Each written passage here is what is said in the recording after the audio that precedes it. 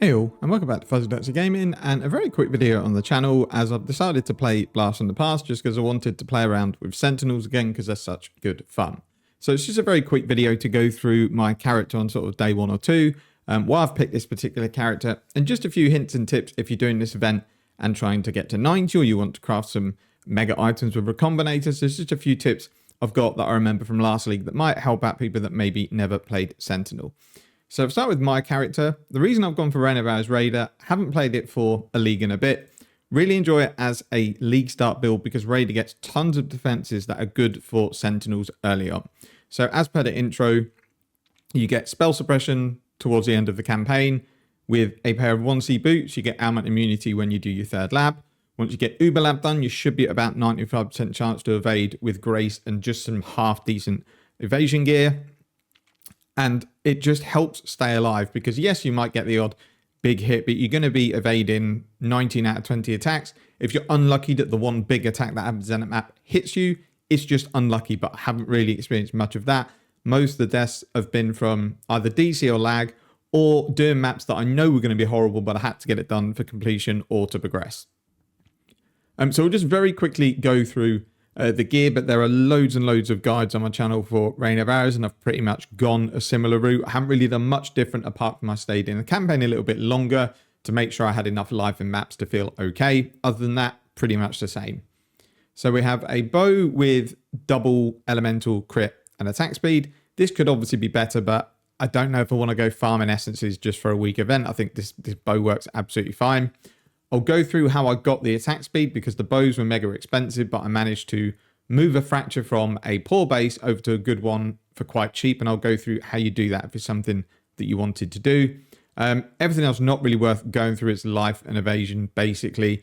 The only item to point out is 3-step assault boots. Because we have perma onslaught, we get a big increased evasion during onslaught from having these boots, and because we're always phasing, we get 30% chance to avoid LE ailments, which means from the 50% that we get from the tree and the 20% you get from this life wheel here, then you're ailment immune. So straight away when I hit maps, I was ailment immune and spell suppress capped, which felt really, really nice. So very quick explanation of how I got this fracture from a rubbish bow onto a good one. Now there's two RNG elements to it.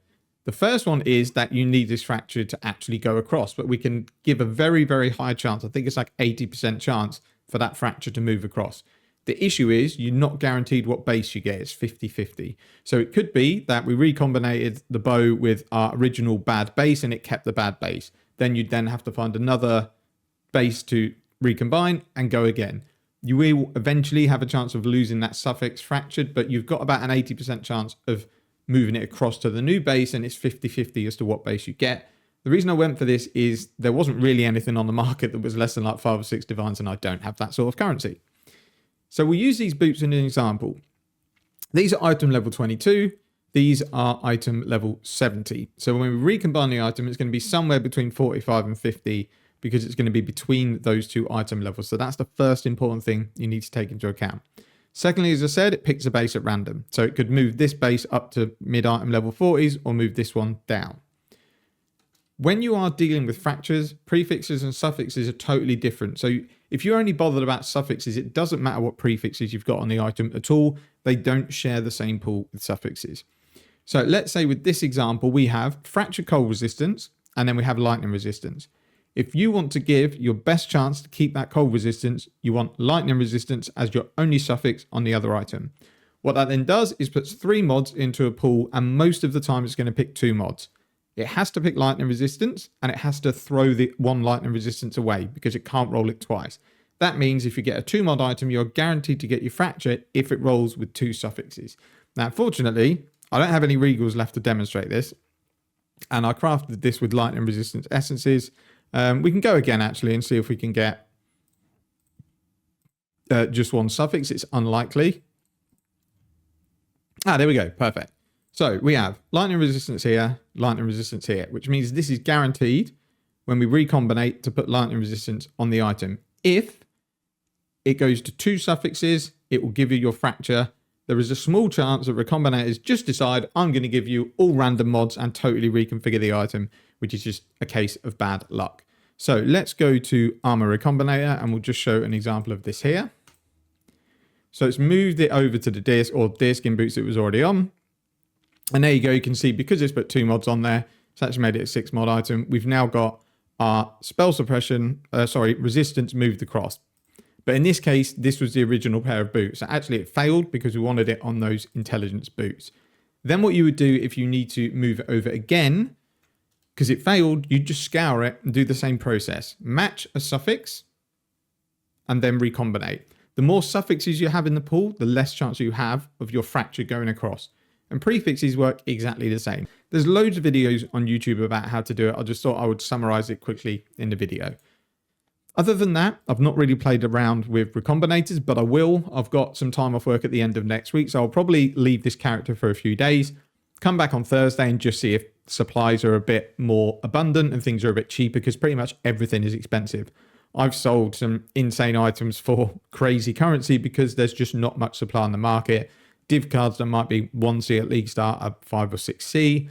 I sold a Fractured Accuracy Amethyst Ring for 100C, which in this event is a lot considering a Nurse card is 50C, which I've also found one of those as well. So currency-wise, we're doing pretty well. 1 Divine, 95 Chaos, and I've not really started farming yet. Just thought I'd bring a very quick video out to show the character, but it is pretty much as per my Reign of Arrows Raider guide. I've gone exactly the same. I know this sort of character works really well. You will take the odd death. So you could always level to 90 in early red maps, late yellow maps, hit that 90 mark to get your best chance to win prizes, and then you do what you want with the character. I am level 91, I think. And I honestly don't care if I get any higher. In fact, without cluster jewels, there's really not very much I can do on the tree. I've got all the life nodes bar this one here.